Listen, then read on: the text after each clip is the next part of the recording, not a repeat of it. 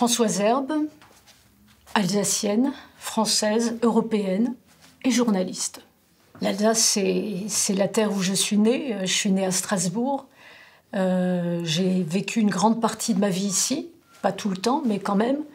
Et donc, je me sens évidemment alsacienne, mais on se pose parfois un peu comme ça la question. Peut-être que je suis un peu trop vite là tout de suite dans le sujet, mais j'en sais rien. Mais est-ce qu'on est avant tout français? Est-ce qu'on est avant tout alsacien?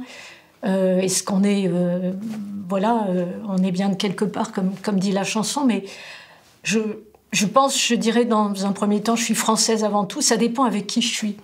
Quand je suis avec des gens qui sont d'autres régions et qu'on parle de l'Alsace, ou que l'Alsace est peut-être un peu attaquée ou critiquée, je me sens bien alsacienne.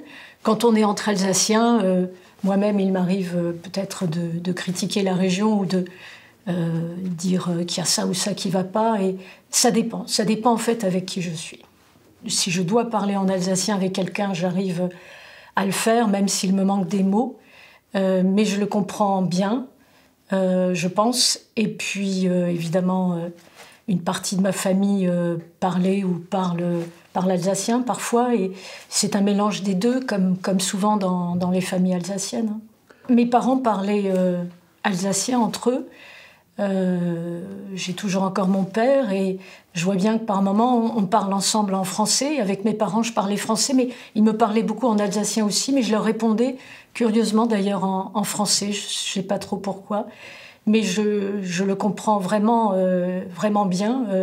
Avec des collègues, je ne parle pas en alsacien. Il m'arrive parfois peut-être pour une blague, ou parfois aussi pour moi-même, il m'arrive peut-être de me dire quand quelque chose a bien marché, schon ist die Birk schild, ou ce genre de choses, mais c'est pas ma langue, c'est avant tout le français. Mais quand quelqu'un me parle en alsacien, je réponds en français ou je réponds en alsacien éventuellement, ça ne me pose pas de problème. Je suis née à Strasbourg, donc, et je suis... Alors, oui, je sais bien, on dit toujours que d'un côté, il y a Strasbourg et de l'autre côté, il y a l'Alsace. Il y a, d'abord, je dirais aussi le Bas-Rhin, le Haut-Rhin, etc. Et puis après, il y a la France de l'intérieur et l'Alsace. Mais moi, je suis peut-être plutôt strasbourgeoise. Déjà, dans l'alsacien, la manière de le parler, si c'était ça votre question, l'accent, bien sûr, puisque j'ai aussi de la famille dans le Haut-Rhin. Et évidemment, ils ne parlent pas comme nous. Ils ont un autre accent aussi, je trouve parfois une faconde, des choses... je trouve toujours, quand on tourne des reportages et qu'on les tourne dans le Haut-Rhin, que les gens sont vraiment plus... je ne sais pas comment dire, peut-être parce qu'ils sont plus méridionaux que les Barinois ou que le reste de l'Alsace, mais je les trouve souvent un peu plus vivants, un peu plus... une espèce de faconde. Et puis, quand on est avec la famille haut-rhinoise... c'est bruyant parfois, c'est le cas aussi avec les Barinois, mais c'est pas pareil. Je peux pas dire exactement pour quelle raison, mais c'est encore autre chose. Oui, il y a pas, c'est ça qui est bien dans notre région, il n'y a pas d'uniformisation. On sait même qu'il y a des accents différents dans les départements, et on voit bien que quand on va vers le nord, c'est un accent très germanique, très allemand, et enfin c'est ça qui fait, je pense, notre richesse, même si ça énerve profondément nos téléspectateurs parfois, quand les journalistes de Rundum ont des accents différents dans leur manière de parler l'alsacien, et on a parfois des réactions assez violentes. J'ai l'impression que parfois on a tendance à être un peu complexé. Moi-même, je me surprends parfois quand j'entends une information à la radio. Je parle là des radios nationales ou télévision nationale ou quelque chose que je peux lire sur Internet, et je me dis, tiens, pourquoi ils disent ça? Ou bien, tiens, ils n'ont pas parlé de ça. Pourquoi ils ont si peu parlé de la victoire du Racing il y a quelques jours?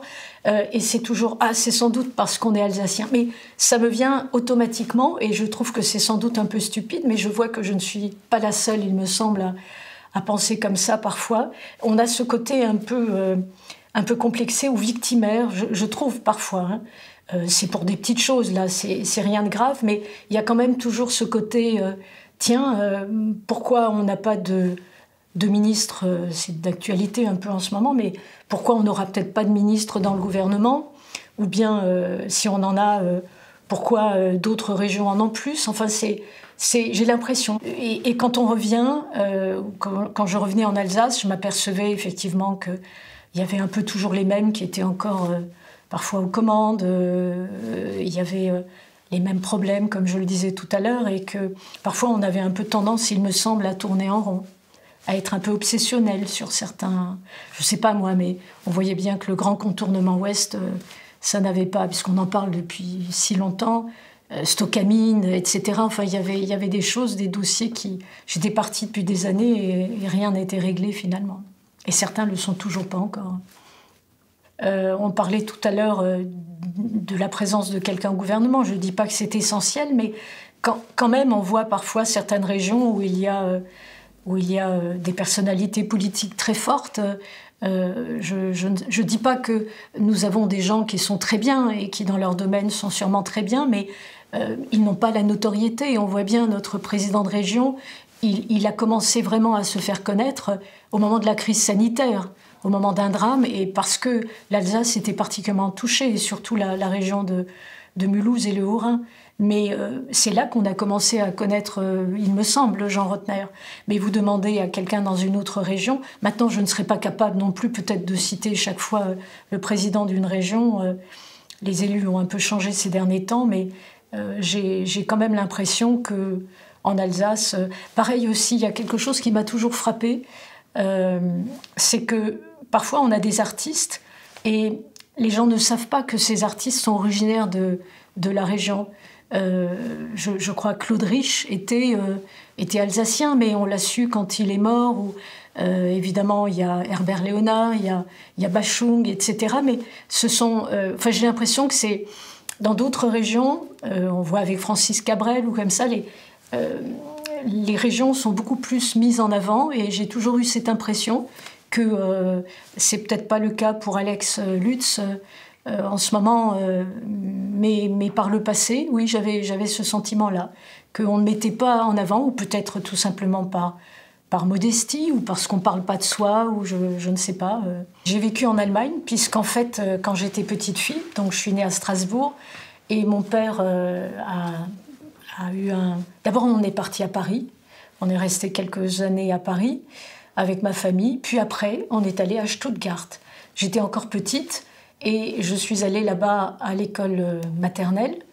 Et en fait, j'ai appris à lire et à écrire en allemand.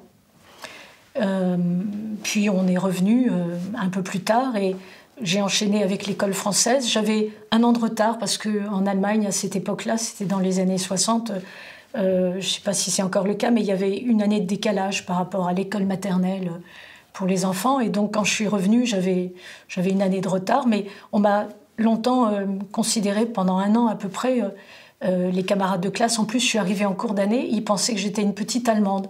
En réalité, j'étais française et puis je parlais le français, mais en tout cas, j'ai appris à lire, à compter, à écrire en allemand.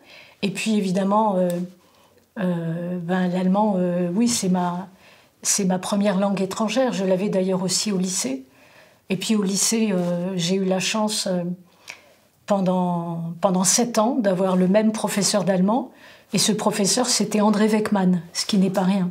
Et avec André Weckmann, c'était plutôt des discussions à bâton rompu. On n'avait pas, comme pour l'anglais, les verbes irréguliers, enfin tout ce qu'on est obligé de savoir. Et donc j'ai eu cette chance, André Weckmann qui nous a conduit à aller découvrir le Barabli. Donc j'ai vu, quand j'étais au lycée... 1 ou 2 spectacles au moins avec Germain Müller et Dina Faust, et j'avais évidemment adoré, enfin c'était formidable. Donc ça, c'est une vraie chance. Et j'étais d'ailleurs, je le dis parce que je sais que vous l'avez aussi interrogée, mais nous avions les mêmes cours d'allemand, puisqu'elle avait aussi André Weckmann avec Patricia Weller, au lycée de Neudorf à Strasbourg. C'était pas... pour moi, des vrais cours d'allemand. Et je crois même, il me semble, je me dis, mais est-ce qu'on pouvait faire ça à l'époque? Il me semble qu'ils nous avaient amenés. Je crois que moi, je n'avais pas pu y aller, mais avec la classe, on était allé peut-être à Gerstheim, ou un endroit où il y avait un mouvement d'opposition contre... Je ne peux pas dire que c'était contre Fessenheim, je ne sais plus, mais dans mon souvenir, il y avait quelque chose comme ça, chose qu'un prof n'oserait plus faire aujourd'hui, c'est clair. Je me souviens aussi être allée chez lui, et puis on était partis après avec lui à la fin de l'année scolaire à Feldkirch. On était allés en Autriche et on avait passé plusieurs jours avec tout le groupe, toute la classe. Enfin, c'était en tout cas, oui, un souvenir très fort. Un prof dont on se souvient, je ne serais pas capable peut-être de donner beaucoup de noms des profs que j'ai eus, même si certains étaient tout à fait bien et honorables dans cet établissement qui est aujourd'hui, je crois, le lycée Jean Monnet, me semble-t-il. C'est son nom maintenant. Il était extrêmement modeste. Je me souviens, après, quand j'ai été journaliste et je l'ai invité l'une ou l'autre fois à venir, et même un jour, je l'ai reçu comme invité, je présentais le journal, et il était là. Je crois qu'on était mal à l'aise tous les deux, parce qu'il était timide. Je pense qu'il n'aimait pas forcément l'antenne. Je l'ai réinvité plus tard, quand j'étais rédactrice en chef, et c'était une autre présentatrice, et j'ai l'impression que ça s'est presque mieux passé, mais non, j'ai certains de ses livres à la maison, et puis il frimait pas, enfin j'ai pas ce souvenir. Non, il parlait plus d'autres, sans doute d'autres auteurs, et donc voilà, ça nous permettait de pratiquer l'allemand, ouais, il y avait, en tout cas, les cours ne m'ont jamais paru être comme des cours, comme un cours de maths qu'on peut avoir, voire un cours d'anglais. Enfin, c'était vraiment très différent. Oui. Je parlais tout à l'heure de Germain Müller. Je trouve qu'il y a quelque chose qui m'a frappée là récemment, ou qui m'a, enfin pas étonnée, mais je me suis dit tiens, je suis retombée sur son texte, Le Corridor, et je trouvais qu'il était tellement d'actualité par rapport au conflit qu'il y a en Ukraine, enfin par rapport à tous les conflits. Et je trouve ça, enfin, ouais, c'est formidable. J'ai également connu le Germain Müller, qui était un élu comme journaliste, et que je voyais parfois. Il était adjoint au maire de Strasbourg, je crois, en charge de la culture et tout. Mais moi, je parle là plus de l'auteur, et donc je citerai Germain Müller. Non, je connais moins, je suis moins...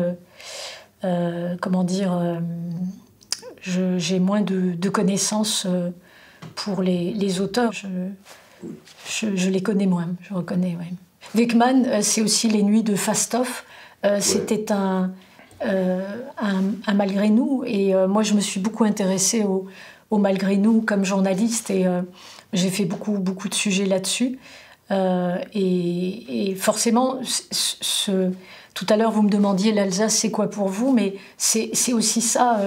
Est-ce que si j'avais pas été alsacienne, je me serais moins intéressée à cette partie de l'histoire d'Alsace? Mais c'est vrai que j'ai, modestement, en tout cas en faisant pas mal de reportages, voire de documentaires, j'étais la première équipe de télé à aller à Tambov, où on connaissait... Enfin, tout le monde en Alsace. J'essayais d'expliquer ça aux Russes qu'on rencontrait quand on allait là-bas, mais je leur disais, en France, ou plutôt en Alsace, quand vous dites la Russie, les gens connaissent Moscou, et puis l'autre ville qu'ils connaissent, c'est Tambov. Et les gens de Tambov étaient étonnés, parce que c'est pas une ville très importante en Russie, mais partout en Alsace, puisqu'il y avait des gens qui étaient partis là-bas, certains n'étaient pas revenus, certains étaient revenus mais n'en avaient pas parlé. Et donc c'était très émouvant d'aller pour la première fois là-bas avec une équipe, enfin avec un caméraman, une caméra, de rencontrer des témoins de l'époque, des témoins russes, puis de prendre avec nous trois Malgré nous. On avait pris un Haut-Rhinois, un Bas-Rhinois et un Mosellan, et de voir comment ils réagissaient en retrouvant les lieux. Et il ne restait plus rien du camp, mais c'était la chute du mur de Berlin a permis vraiment de traiter plein de choses qu'on avait mis un peu, pas sous le tapis, mais quand même où certains aussi, je crois, qui étaient à Tambov, ou des Malgré nous qui étaient ailleurs, ont eu envie d'écrire. Il y a des ouvrages qui sont sortis à ce moment-là, parfois qui n'ont pas été publiés, mais c'était aussi pour les familles, c'était important. Mais déjà à l'époque, quand on y est allé, en 91, il y avait plus rien, il y avait juste les Russes qui se souvenaient. On voyait dans la forêt, on voyait des marques, des traces. On pouvait imaginer qu'il y avait là certaines, comment on appelle ça, c'était pas des maisons, mais c'était en bois, enfin, à moitié dans la terre, exactement. Donc, on voyait pas grand-chose. Et puis, il y avait quelques croix. On voyait à peu près où certains avaient pu être enterrés. Et puis, il y avait également Kirsanov, qui était un peu plus loin, où il y avait un hôpital. Mais c'était plus le ressenti. D'abord, ce que j'ai trouvé formidable, c'est que là aussi, grâce à l'association, une association créée par un malgré nous, Charles Ganser, qui le premier a pensé à faire venir des familles de disparus là-bas, à les faire se rendre là-bas, à organiser un voyage organisé. C'était assez compliqué, mais le premier a eu lieu en 95, on était avec ces gens-là, et c'était formidable pour eux, même juste de voir une forêt, de voir des bouleaux. Il y a une dame qui me disait, mais au moins je vois ce que mon frère a vu pour la dernière fois. Il n'y avait rien d'autre, mais c'était d'être là. Et puis beaucoup ont ramené un petit peu de terre. Ça semble rien, mais cette terre, on la met ensuite au cimetière chez nous. Et donc, je trouvais que c'était vraiment bien ce qui avait été fait. Et malgré les rivalités qu'il y avait parfois entre certaines associations de malgré nous, ce qui était aussi un peu fatigant. Mais bon, sinon, vraiment, des belles choses ont été faites en ces années-là. Et je trouvais qu'on avait avancé, et surtout, encore une fois, parce que le mur était tombé. Sinon, on n'aurait pas pu... Et puis quand on voit maintenant, peut-être, je ne sais pas, mais est-ce que les choses vont un peu se refermer en Russie ou pas mais bon, on ne sait pas forcément où ils sont enterrés. Ou bien on dit, voilà, ils sont là dans la forêt. Comment récupérer un corps, lequel enfin, c'est extrêmement compliqué. Le fait d'avoir des dossiers, c'était déjà bien, parce qu'il se trouve que les Russes avaient tout noté.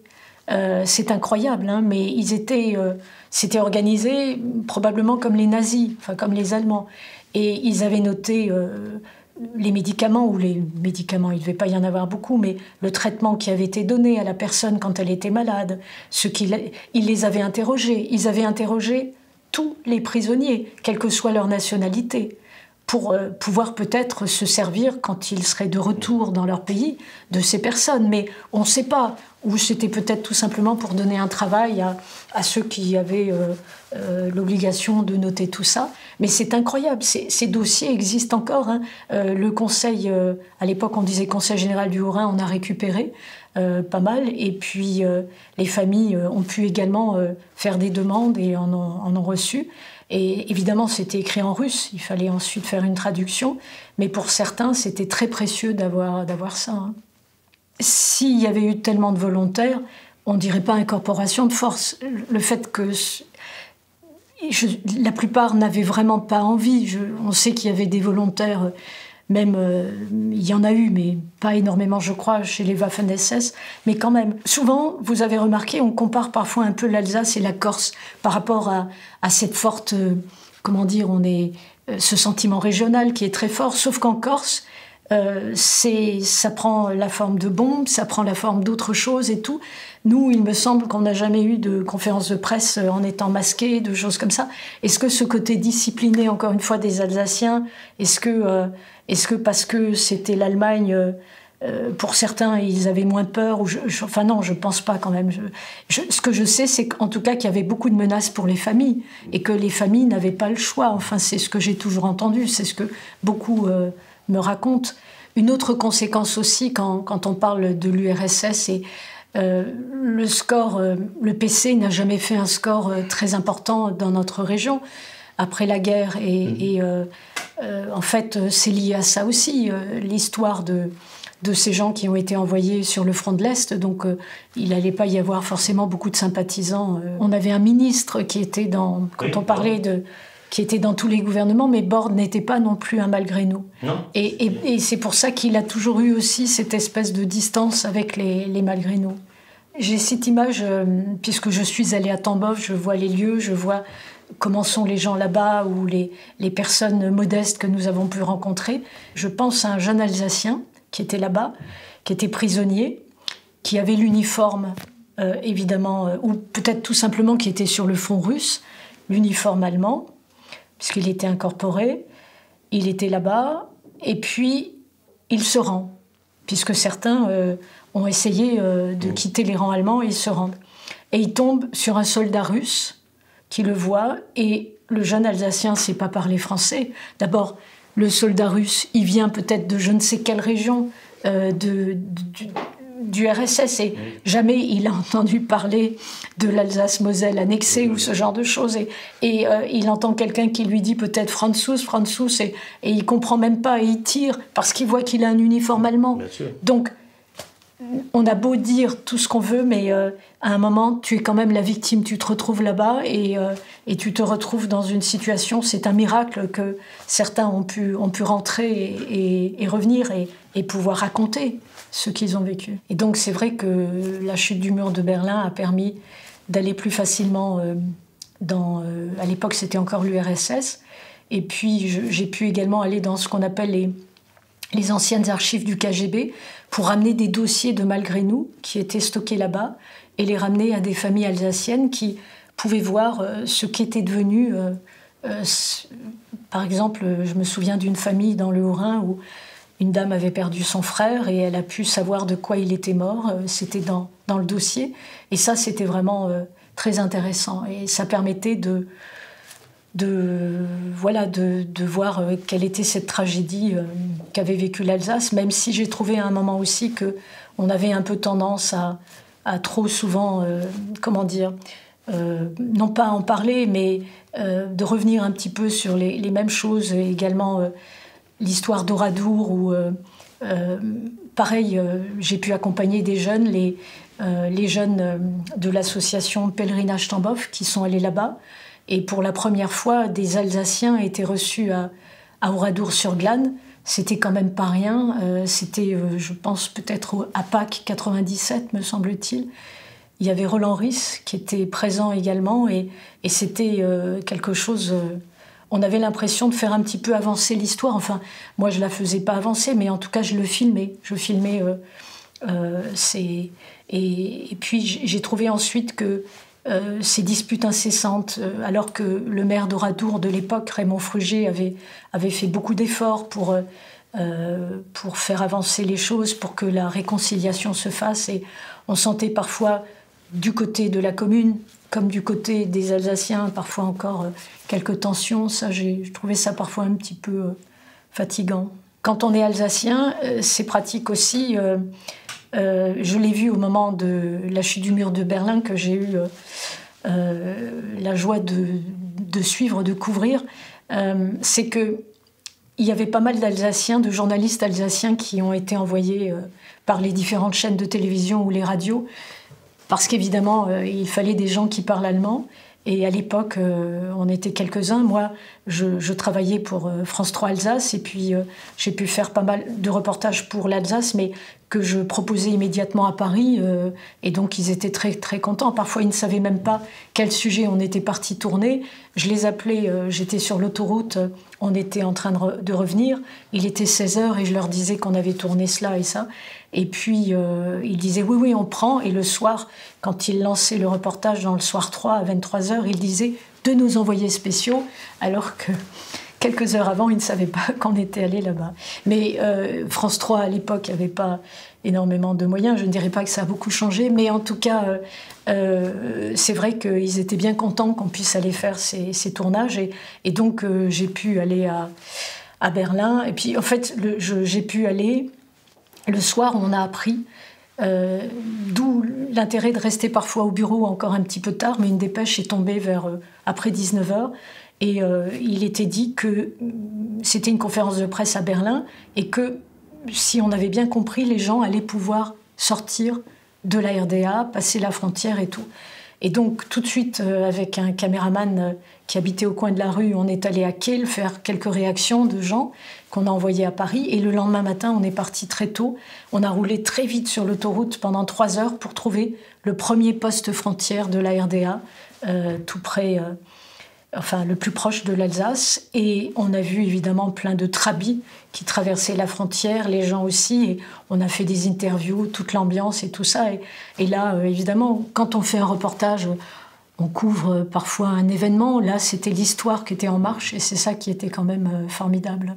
Et donc, c'est vrai qu'être alsacienne à ce moment-là et savoir parler allemand, c'était intéressant parce que je trouve qu'il n'y a rien de plus désagréable quand vous avez une équipe qui va à l'étranger, en Allemagne, et qu'elle pose des questions en anglais aux Allemands, qui évidemment ont parfois plus de facilité que les Français, qui s'expriment bien, mais poser des questions en anglais plutôt qu'en allemand, je trouve ça toujours un peu navrant.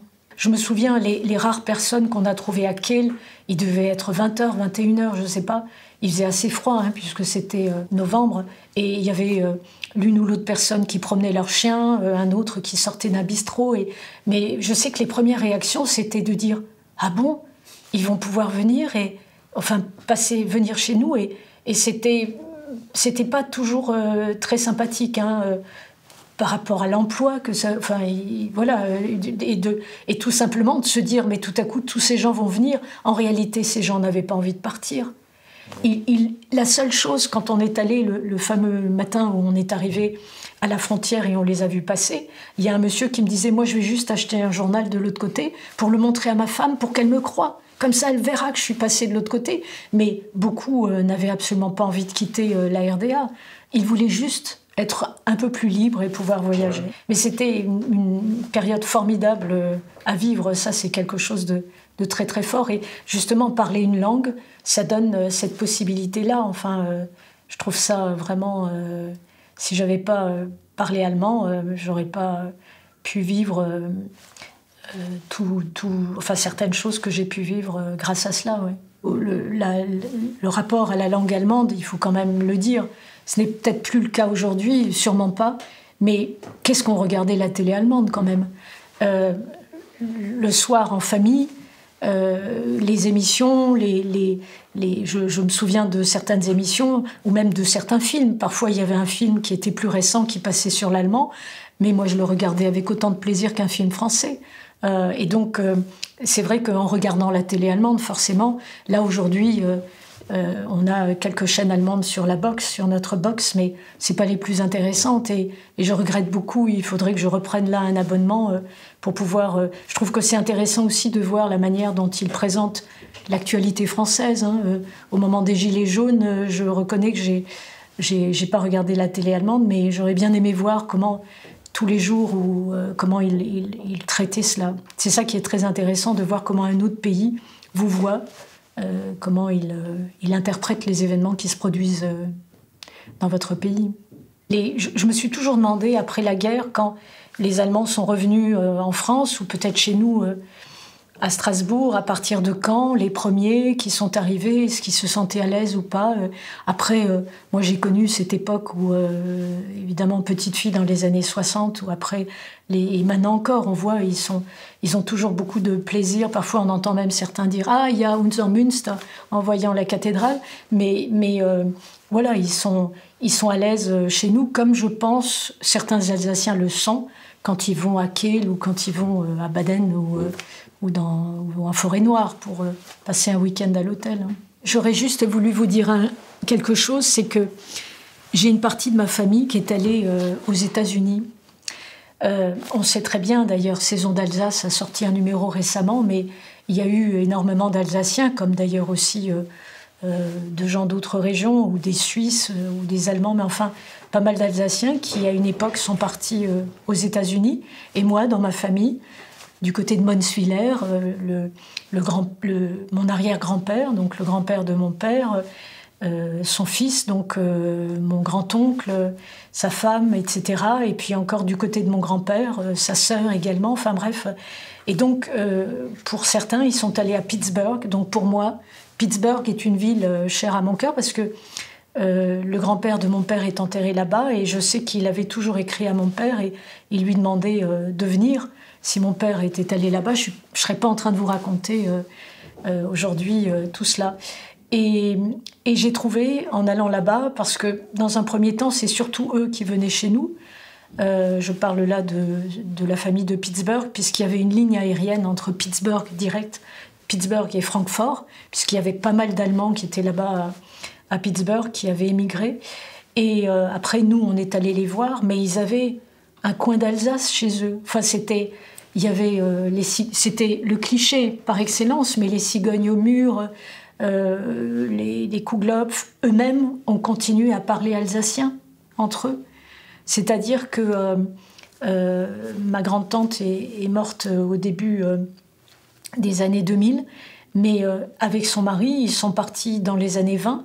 Et je ne sais pas si vous imaginez, mais quand nous, on va à New York, la première fois, on est impressionné. Alors vous pouvez imaginer ce que des gens qui ont quitté Monswiller dans les années 20 ont pu imaginer en arrivant à New York.